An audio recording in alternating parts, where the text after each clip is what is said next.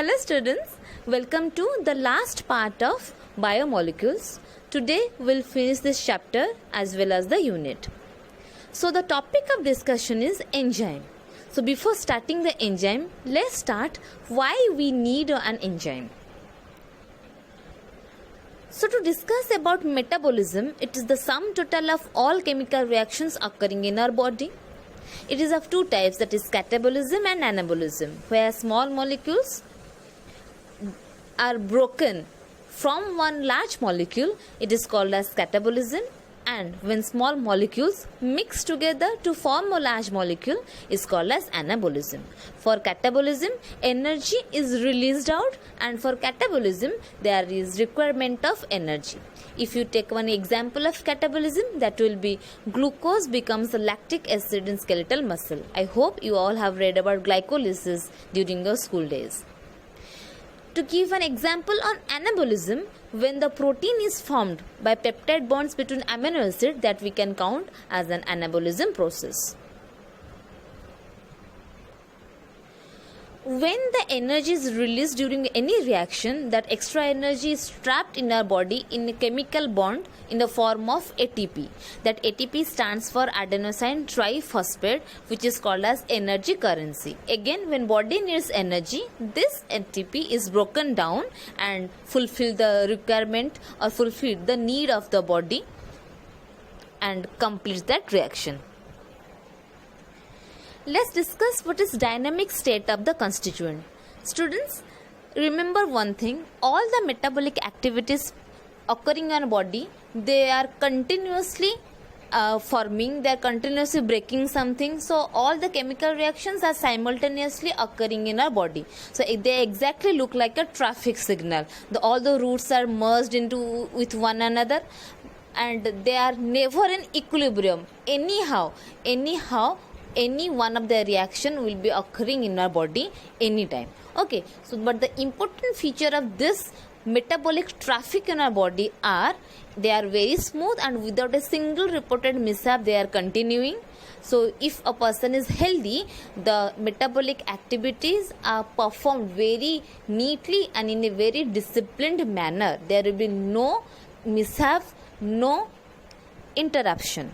And also all these metabolic reactions are catalyzed by one enzyme. So the enzyme that speeds up the metabolic reaction occurring in a body. So that is why we can say the enzymes as biocatalysts that hasten the rate of a reaction. So if a reaction is occurring without enzyme, it will look like this kachua, this tortoise, and if one reaction is occurring in the presence of enzyme, it is definitely speeds up and it will run like a rabbit. So here are some features of enzyme. Enzymes are called as biocatalyzed. Definitely, they lowers the activation energy. What is the activation energy?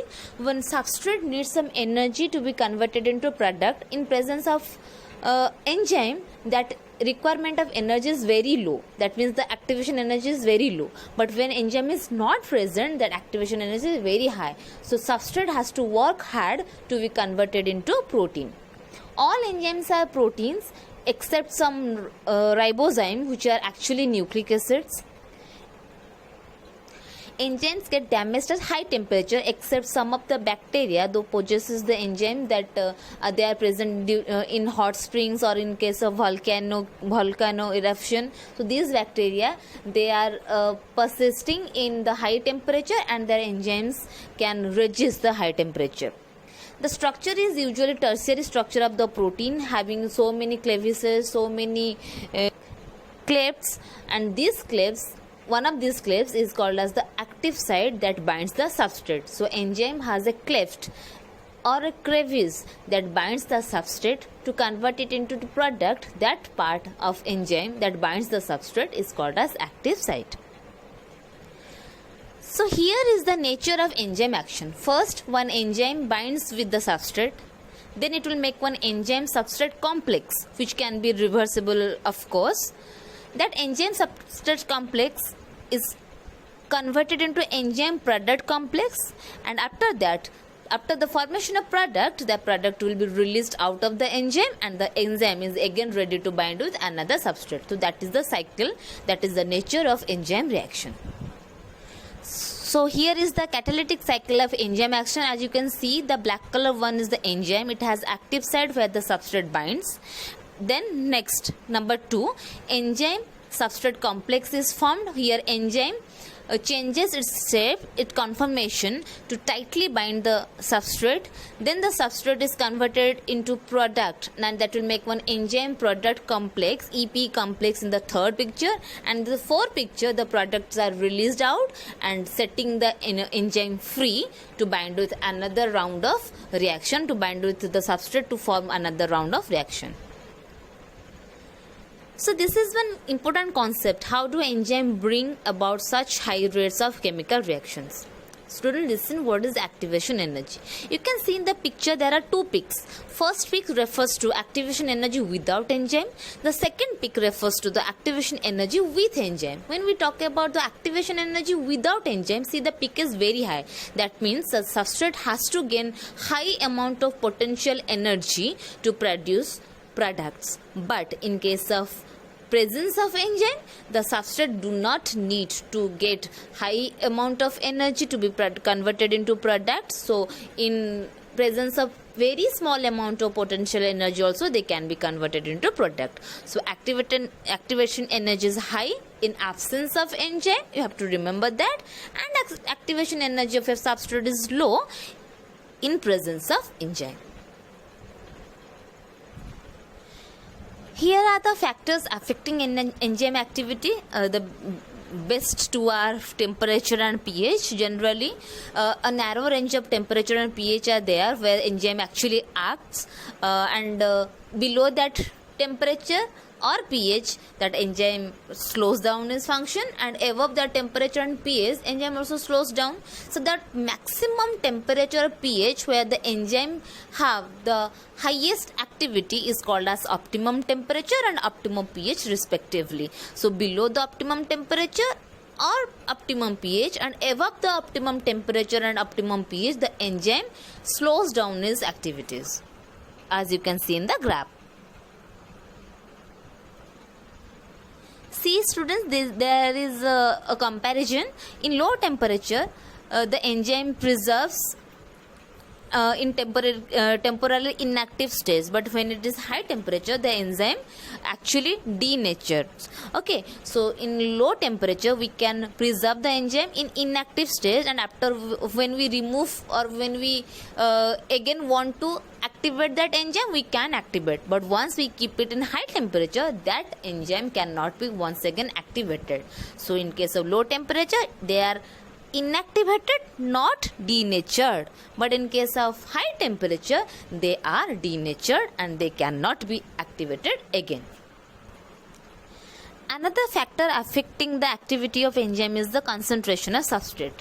When we add substrate where the enzymes are present, so the reaction rate is high, it will increase.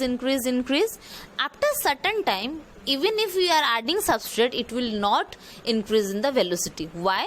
Because all the enzymes present in that medium are used up by the substrate. So again, if you add some extra substrate, it won't take them because all the enzymes are occupied. So now the velocity becomes constant. That constant velocity, that maximum velocity is represented as Vmax, and when we half the velocity, the value becomes Vmax by 2, and we can denote it as Michaelis-Menten constant, which is represented by Km. Now let's talk about inhibitors. These are specific chemicals that stops the enzymatic activities. And when we talk about competitive inhibition, when one substrate resembles one inhibitor, when inhibitors resembles one substrate, so they both compete to bind with the enzyme. If enzyme binds with the substrate, that is fine, it will convert it into product. But when enzyme binds with inhibitor, it will not produce the products. So here the chemical reaction stops. Okay, so the inhibitor and substrate, they compete with each other to bind with the enzyme, and inhibitor can take the place of substrate and stops the reaction. One example is inhibition of succinic dehydrogenase by malonate, which closely resemble the substrate succinate in structure. Students, don't worry, we will discuss this reaction elaborately in our class. Here are the types of enzymes. Hydrolase has the ability to hydrolysis. Isomerase that keep the formula same but can change the structure. Ligase that act as a glue. It can combine two chemicals. Liase which has the ability to break down. Oxidoreductase has the potential for oxidation and reduction at the same time. And transferase which can transfer one functional group from one compound to another. So students, we will learn all these types of enzymes with examples in our class. Next comes cofactors. Students, always remember enzymes are proteins, but there are some non-proteinaceous part in an enzyme. So the proteinaceous part of an enzyme is called as apoenzyme and the non-proteinaceous part is called as cofactors. These cofactors are of again three types: prosthetic group, coenzyme, metal ion. And the prosthetic groups are organic compound which is tightly bound with the apoenzyme and they are usually permanent, just like heme group in case of hemoglobin. And coenzymes are very transient. They are also organic compound just like vitamins. And metal ions, they are ionic form just like zinc, and they form a coordination bond between the substrate and the enzyme at the active site. So all these three make the cofactors, and these cofactors definitely catalyzes the enzymatically catalyzed reactions. So again, these reactions are catalyzed by cofactors. So in that way, cofactors are very, very essential for the enzymatic activities. So this is all about our biomolecules chapter and the cell, the functional unit of life, that unit. So from the next class, we will start with another unit, another new chapter. Good luck. Thank you.